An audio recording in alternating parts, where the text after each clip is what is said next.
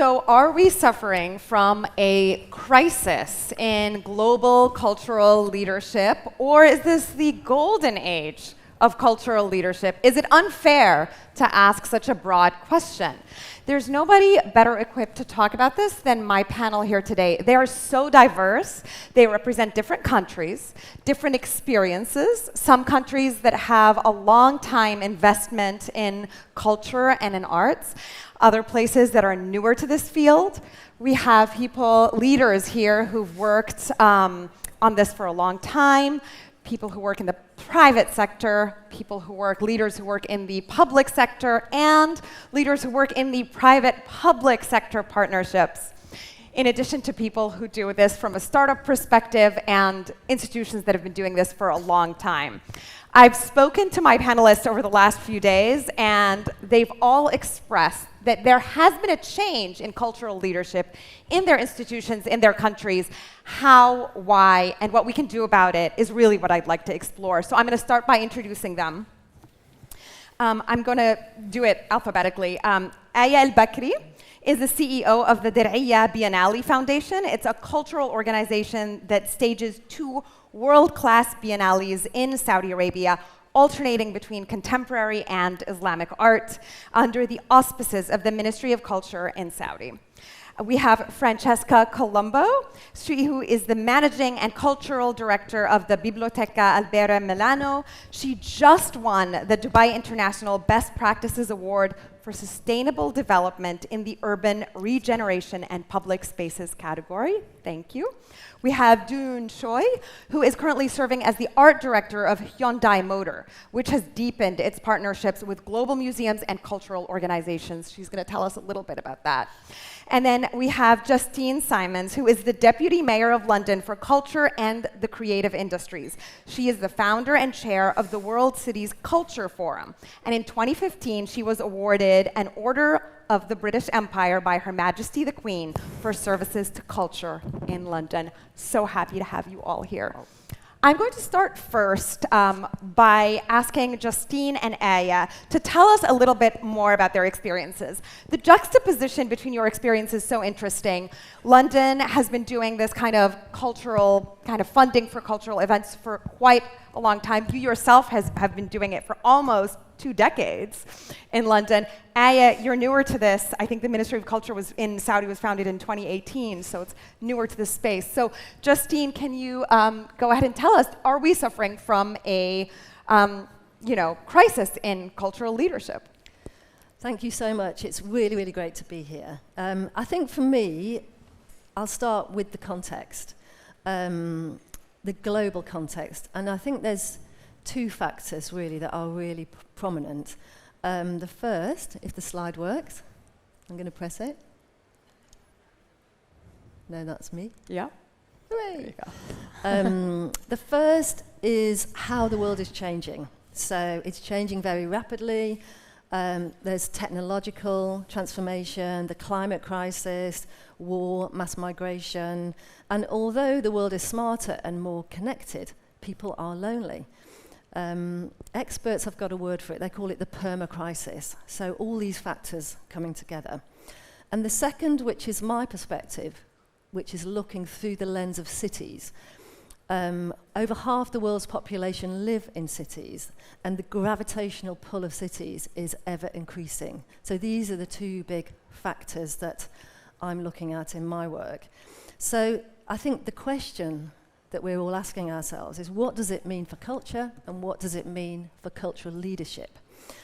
Now, there is some good news, and that is that culture has moved from a niche to a mainstream idea in cities over the decades. And these days, there's a real recognition that culture is not a one-dimensional idea, but can positively impact all aspects of city life. So this I describe as the old story, where culture is at the bottom of a list, vulnerable when there's budget cuts, when there's stress and other pressures. And this, I think, is the new story, where we can see culture playing a transformational role across all aspects of city life, whether that's health, regeneration, tourism, the economy, jobs, as well as the more fundamental value of culture the way in which it brings us joy as human beings and fires up our imaginations. And this is a trend we're seeing all around the world. So you mentioned I'm the founder and chair of the World Cities Culture Forum, and that's a leadership network of over 40 world cities. Here's a little picture of us. This is at our recent summit in Sao Paulo. And when I talk to my global peers, we're all really looking at system change through culture. The analogy we use is the golden thread. We say culture is a golden thread in cities. So what does it mean in practice? So what I'd just like to do now is just reveal what that means in practice for London using a practical example. So the thing I'd like to talk about is the planning system, quite a technical area, but I think it's a secret superpower for culture in cities. So one of the problems we've been facing in London is the loss of our intangible culture. So the grassroots music venues, the small artist studios, the pubs and the clubs, due to rapid development and the kind of rising costs. So our solution is to try and protect that culture by hardwiring it into the planning system in London. And I'd like to quickly share 4 practical ideas about how we're doing that. So the first idea is to write a cultural infrastructure plan. So this is the first time we've done this in London. And when cities think about planning for cultural infrastructure, there isn't really much work going on. Cities tend to plan for things like how much transport they need, how many school places they need, how many hospital beds they need, how many houses. They tend not to plan for cultural infrastructure. But we think this is a problem because we lose so much, and it is quite a fragile part of our infrastructure. So we've set out a plan to 2030 to see what we need to do. The second practical idea is zoning. So we've created zones in London as an experiment. They're called creative enterprise zones. We've now got 12 all across the city, and they are all about creating an area of London where artists and creatives can put down roots in places where they have kind of settled into communities. And the core of that is affordable workspace.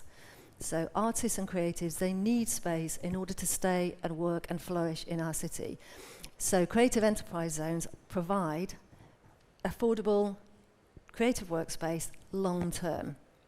And we're seeing great results from that so far.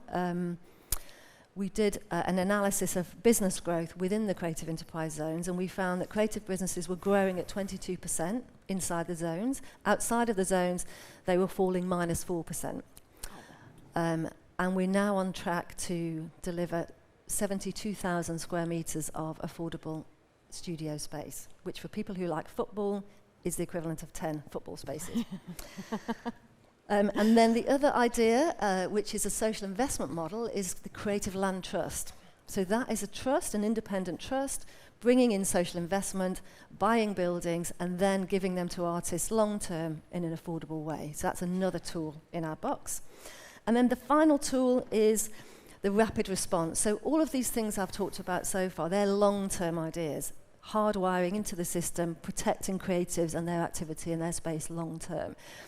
But there is a more immediate challenge. So we have a team called the Culture at Risk Office at City Hall, and they help with immediate challenges, licensing, planning, help with funding, all the kind of immediate challenges that creatives face. I like to call it the bat phone. So that's the rapid response. I have a follow-up question. You were talking a little bit about how hard it was to sometimes get people post-COVID to come into London, to come to cultural events. Can you talk a little bit more about that? Yeah. So what we found in London in the pandemic is, a real existential collapse of the centre of London, which has historically been the place that's never needed any help because it's where everyone goes. But we lost all our international tourists. No one was coming into the office. There was no one buying lunch, buying coffee, no one going to the theatre afterwards. And also London is a city where there's not a lot of people in residence in the very central zone, unlike other European capitals, for example. So we had this perfect storm where everything collapsed. So one of the ways that we tried to kind of reboot the centre of London was through culture. So we put I call it festival by footfall. So we were looking at the data and where people were, where the gaps were, where the cold spots were, and we were programming culture into those spots. So we did a lot of outdoor work, lighting festivals, free film festivals. We did kind of asphalt art all over the pavements. Lots of reasons to build confidence and encourage people back into the centre of London. Because we realised that our new competition was in fact the sofa. People were in the habit of sitting on the sofa watching Netflix, so we had to kind of create reasons and spark ideas to get people back into the city. And it worked. Fascinating. I'm going to take your clicker from you. Thank you. And Aya, this brings me to a question for you. You were also talking about spaces and how much success you've had in Saudi in getting people to cultural spaces and how much thirst there was. Can you tell us a little bit more about that? Of course. First of all, hi everyone. It's lovely to be here, and thank you for inviting me to the Cultural Summit. So just let me take a little bit of, just give me a minute to kind of tell you a little bit more about what we do, and I want to touch on what Justine was mentioning as well. So the Diraya Bin Ali Foundation is the purpose of the foundation is to craft perspectives, and it does that by basically, stage 2 biennials, the contemporary art biennial in Jax, which is that location, and an Islamic arts biennial, which is first of its kind in Jeddah. That's the location, which is actually a very special location because it used to be a Hajj terminal or a pilgrim's terminal. It's an Aga Khan award-winning location that we basically repurposed to become a cultural space, which will be hopefully programmed year-long. So we do these 2 biennials, as well as we are developing a creative district called Jax, which is where the contemporary biennial is. And the foundation is meant to actually kind of support artists, full circle. So we help them with we select these artists for the biennials. We help them with the artist studios, just like Justine was just mentioning. But I'm happy to say that actually the thirst is very much there. When the Ministry of Culture was established in 2018.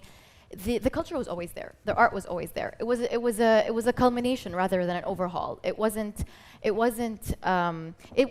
just created a framework and an ecosystem for things to surface and to shine in their own way. So we got, alhamdulillah, we got a lot of interest from our local audiences, and for our Islamic Arts Biennial, we reached almost 600,000 visitors. So that's a large amount of visitors, especially for a young biennial. And I think, the population and the young population is very much keen on coming to cultural spaces, keen on learning, keen on attending our public programs, keen on knowing more. So I feel like, yeah.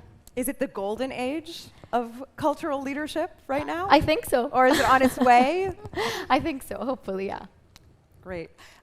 Francesca, I wanted to ask you a little bit more about your experience. Justine was talking about outdoor spaces, and that is exactly what you've been doing. Can you tell us a little bit more about your experience with that? Yeah.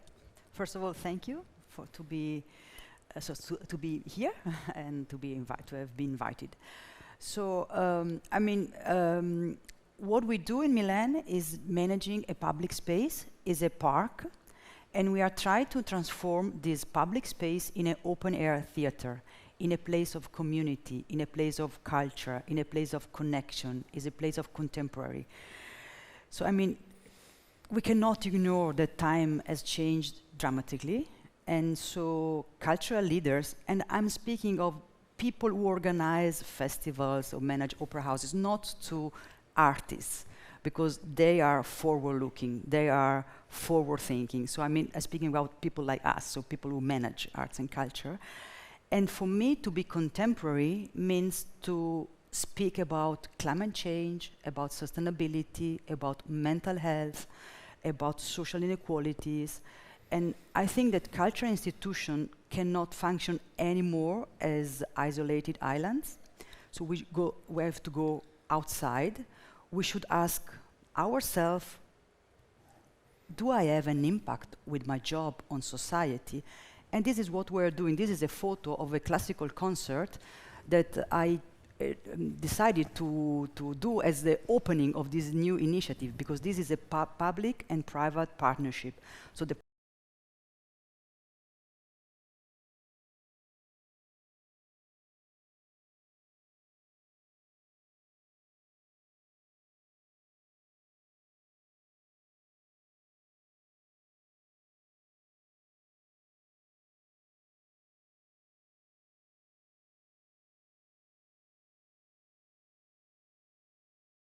made that change? Why is that?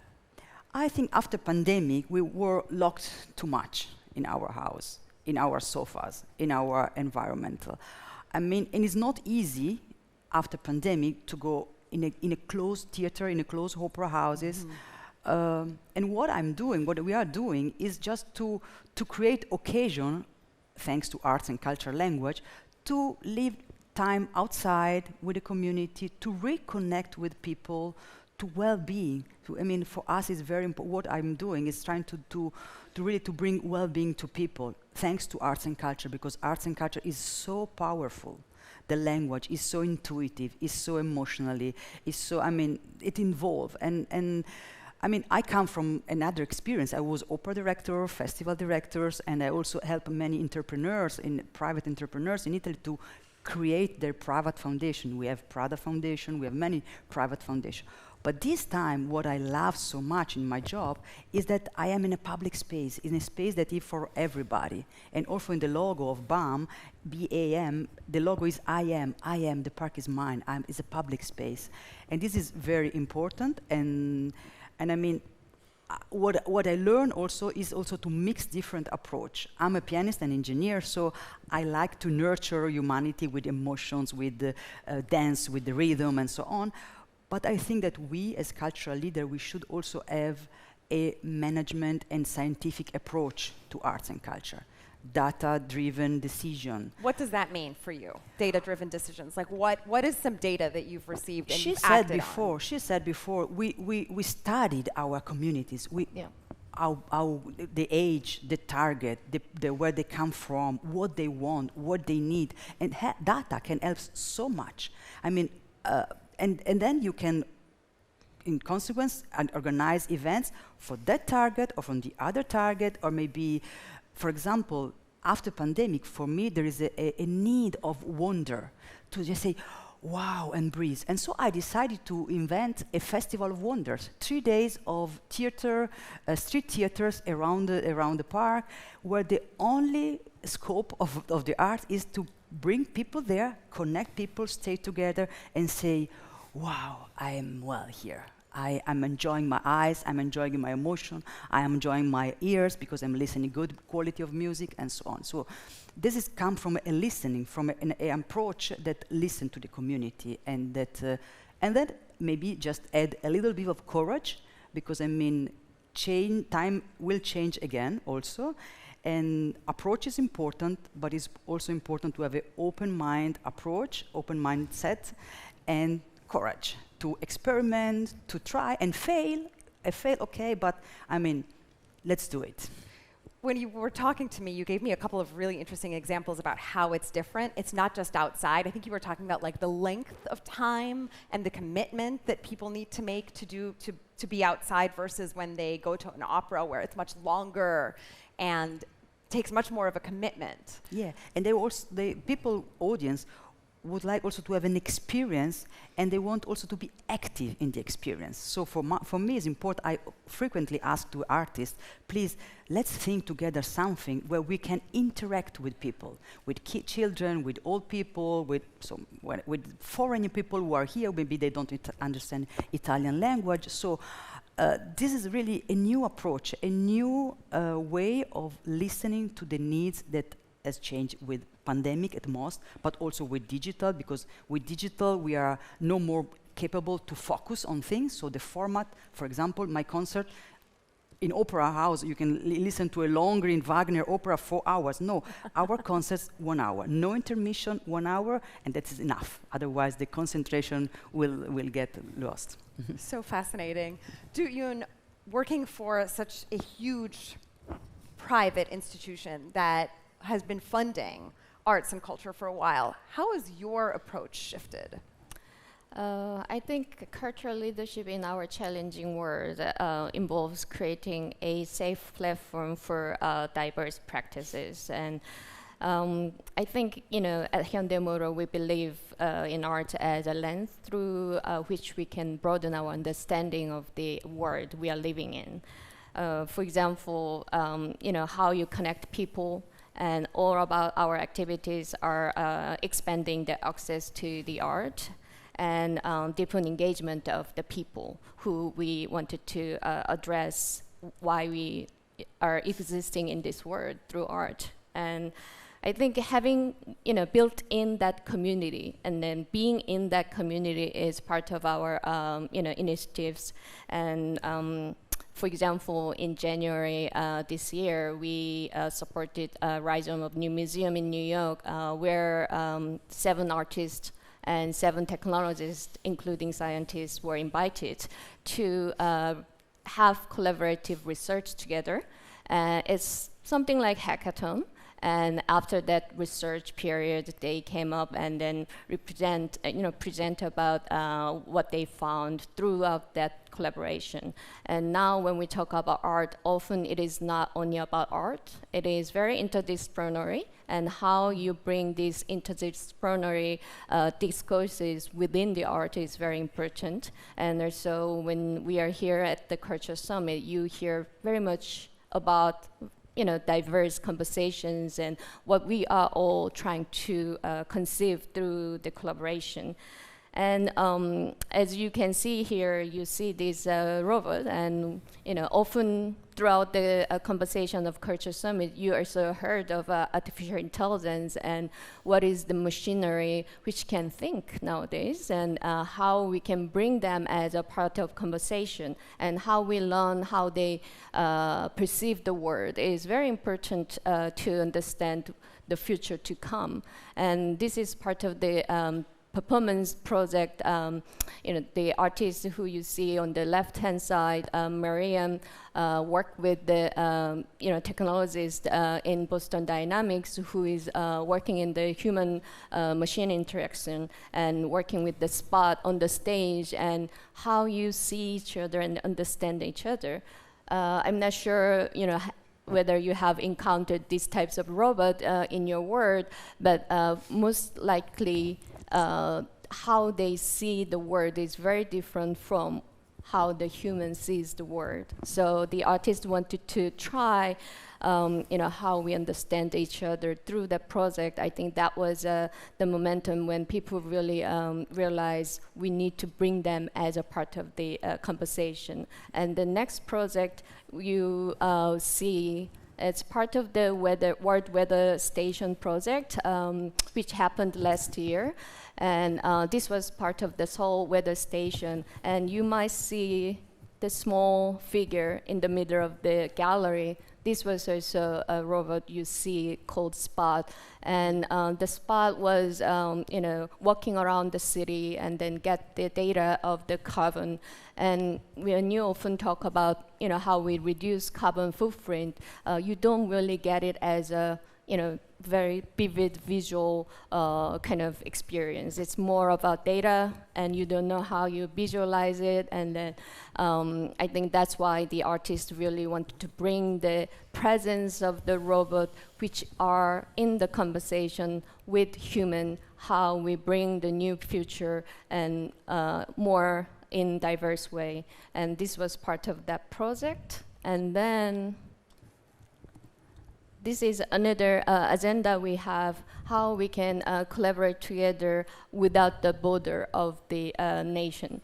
And as a private sector, and also we often have our customers all around the world, which is our also agenda as a global citizen, how we prepare for the future. And with the Tate, we initiate this research center called Hyundai Tate Research Center Transnational. So this is a new perspective on global art histories, but through art history, you basically talk about how we can bring more diverse and inclusive conversation on human or humanity. So that's one of the kind of needs why I'm invited here as a private sector, and we are open to collaborate with any other the government body or institutions who wanted to really deliver our messages for better future and shared future to the global citizen. You were just talking a little bit about that project between robot and human, the collaboration. Can you expand a little bit more about that? What was the kind of conclusion? Yeah, myself, I have been working in the field of art and technology as a curator past 25 years.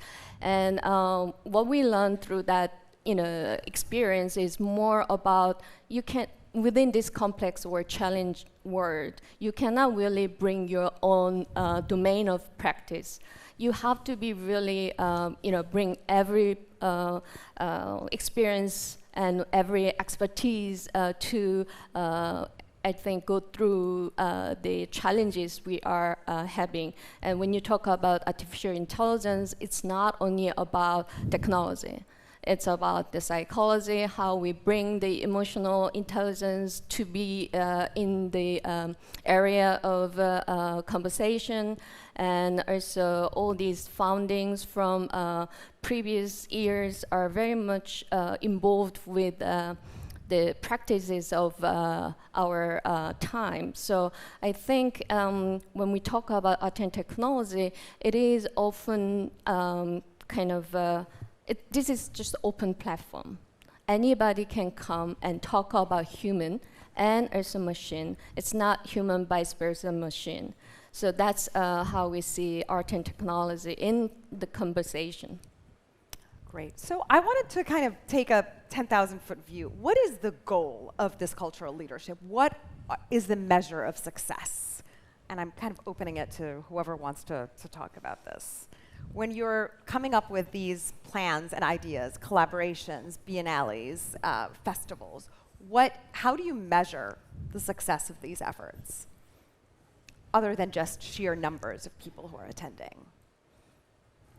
I think it can be. I think it can be measured in several ways. I feel like it depends on the platform that you're working on. So, for instance, from our end, I feel like the success measure can be from an arts perspective when that international exchange is and that kind of cross-fertilization is very evident. So, for instance, if when we had some of our artists get invited after being showcased at our biennial into another biennial, or become acquired by international institutions, or these things actually do make a very big difference when it comes to, especially for the artists, especially when you're meant to support the arts in that capacity. So. That's for me one of our main points of measures of success. And do you have examples that? Of course. So for our first contemporary biennial, which was curated by Philip Tenari, the curators of the Lyon Biennale in Lyon visited the exhibition and actually selected 4 of the works to be part of the Lyon Biennale a few months after, and. Obviously, we were happy to support that cross-fertilization, because honestly, seeing works of such a strong exhibition as part of that context as well gives it a whole different kind of meaning, and obviously gives the artist a lot more exposure, and so that's one of our examples. But obviously we do that a lot. We fund some of the artists. I'm not sure if I'm allowed to say or not. That's why. But we fund a lot of the artists that are chosen to be part of the biennials. We're funding an artist this year that's going to be part of the Venice Biennial's main show, and I feel like that's one of our core measures of success. More exposure for Saudi artists. Absolutely.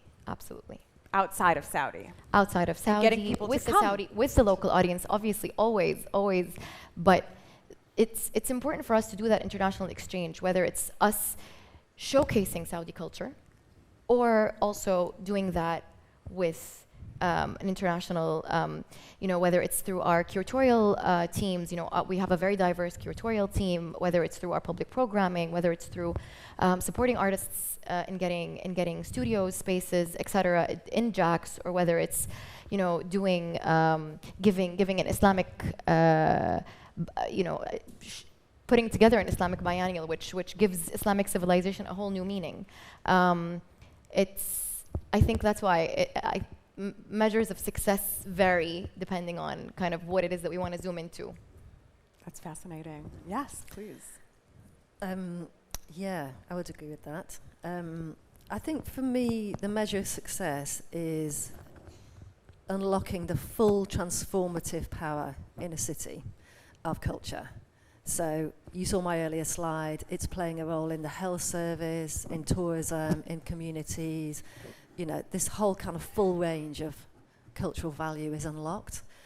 How we measure that is a whole story in its own right. And to your point, I think, we need a set of measures that speak to a range of audiences.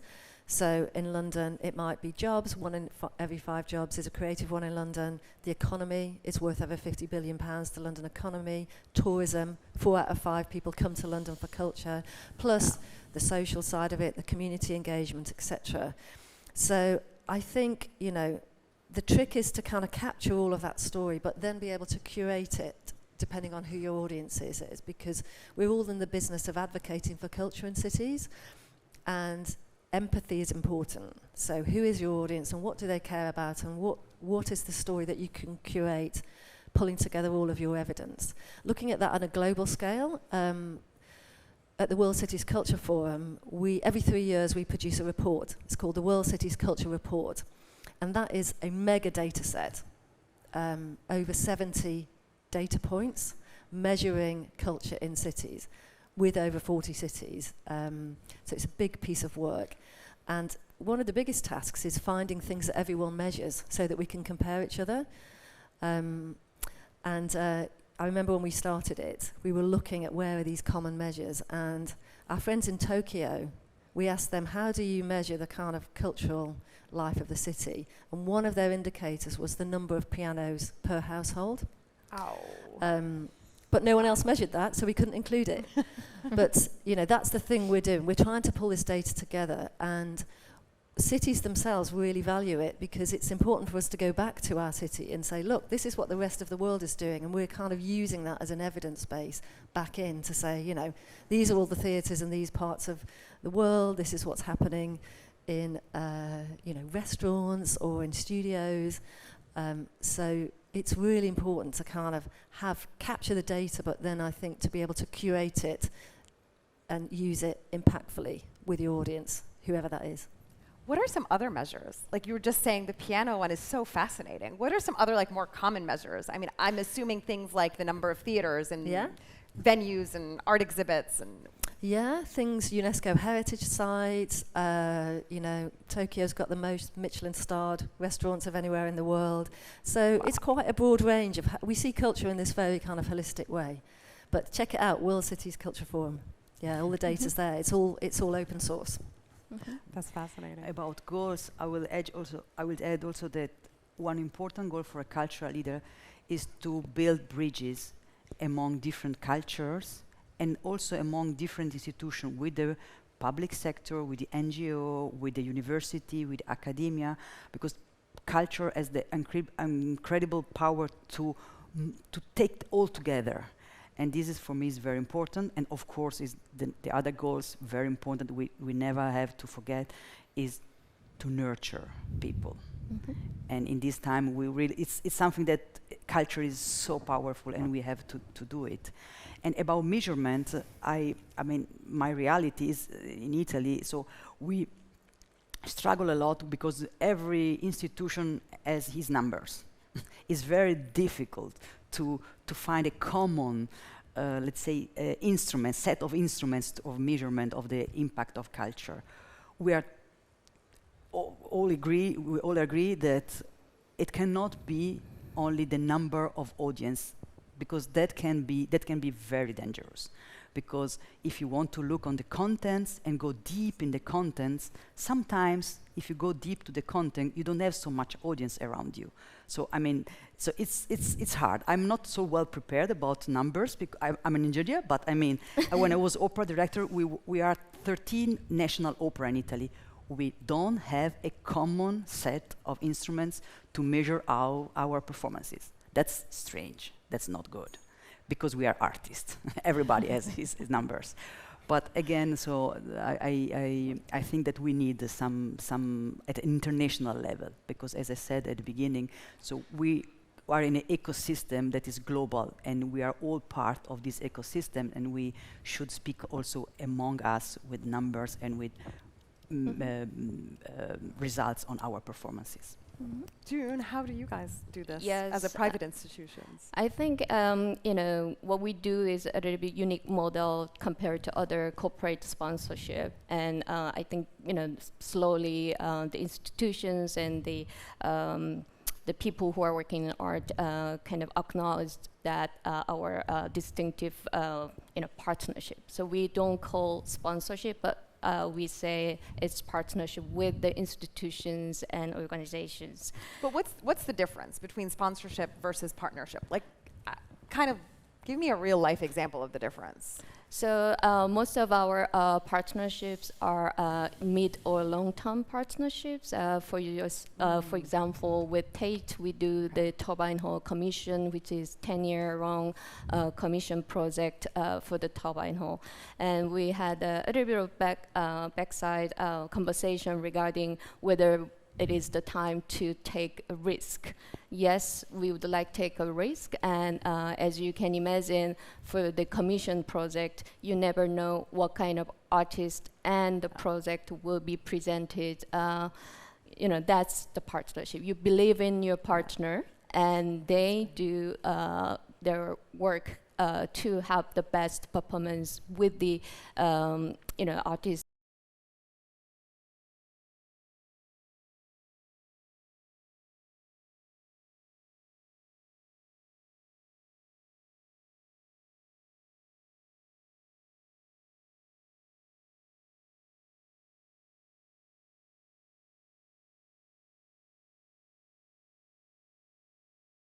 For the successful journey we have.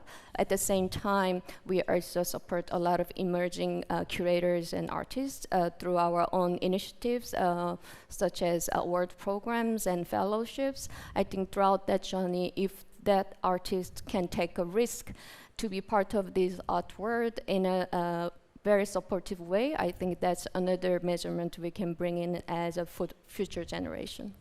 Before I get to your takeaways and your advice going forward, I just wanted to ask about what are the challenges that you feel cultural institutions are facing today, whether it's lack of funding or interest or other kinds of societal, setbacks or challenges.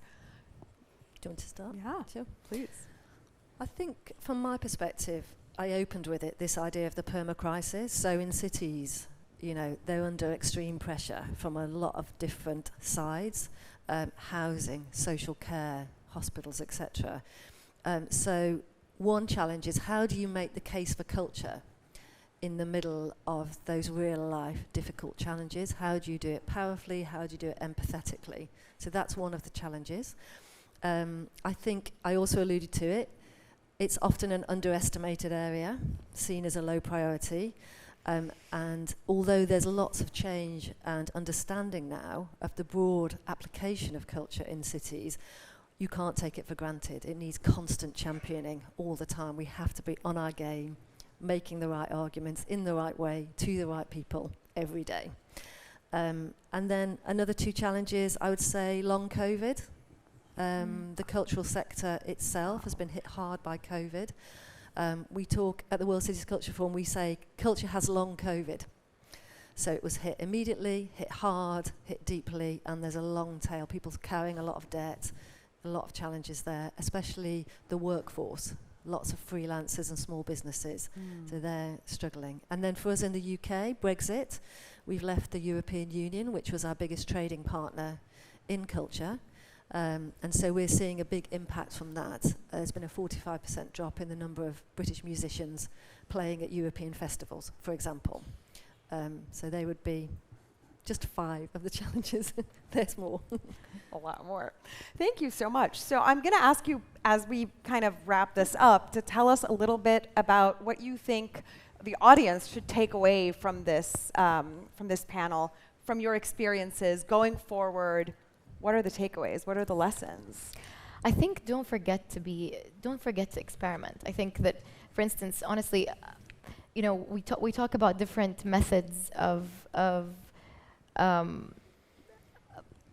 things together, or from an arts and culture perspective. I don't think a parachuted method works. I feel like, especially if you have a young audience, such as in Saudi Arabia, the majority of the population is very young, and you can't do things necessarily that were done in other contexts the same exact way.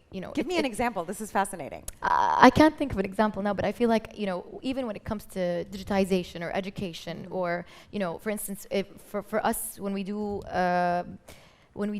any of our social media channels are super interactive. We have to stay on trend. We have to be able to talk we have to be able to engage with the community. We have to be able to engage with the artists. We have to be able to speak their language. We also have to be able to always think about our local audiences. So we have to make sure that everything is in Arabic, everything is Arabized, everything is very inclusive, everything is very accessible. And that's really, really important. And it's always really important to always take it back home, come back home and bring it back home and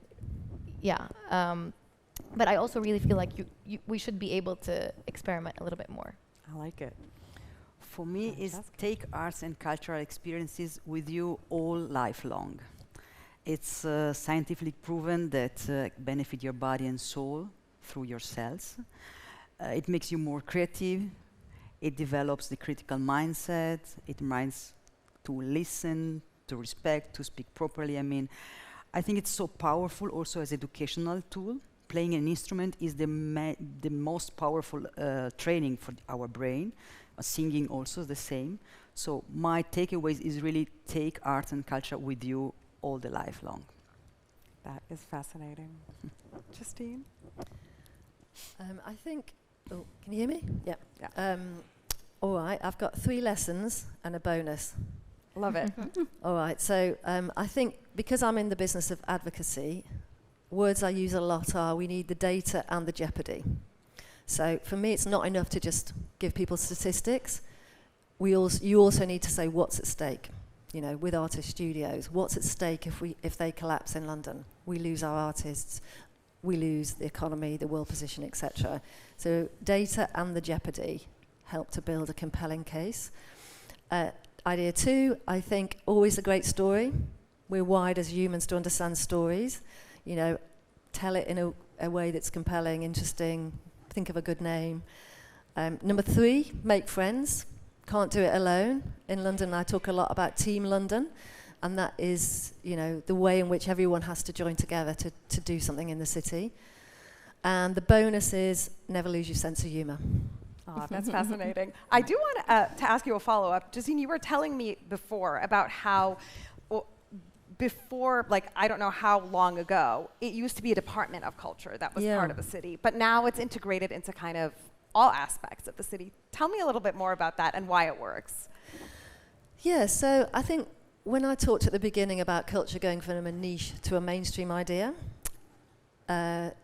institutionally what that looks like is that you might have had a kind of culture department who might have put on events and festivals, whereas the shift now is this system change. So in my department at City Hall, we're not seeing ourselves so much as delivering particular events. We're seeing ourselves as building system change and making great partnerships across all aspects of city government. So it might be the economy team, the social justice team, the health team, the tourism team.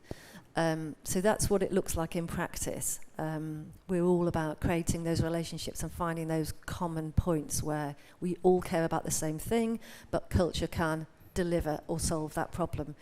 for you if you are in the economy team, social justice, community, etc. So it's a different mindset. It's a real shift from event delivery to system change. Fascinating. Being a less speaker is not easy to after all these great hearings, and but I was echoing some of what you were saying regarding the being a facilitator or mediator as a cultural leader. I think it is very important to bring people on your platform and make sure they can take a risk. And I think some of our days where you have immediate responses through digital technologies, it is not really, it is getting harder and harder to take a risk. You often really prevent for the people, involved in your project to be very in the comfortable and safe zone, which is not what art should be. Is this for the artists or is this for the art institutions?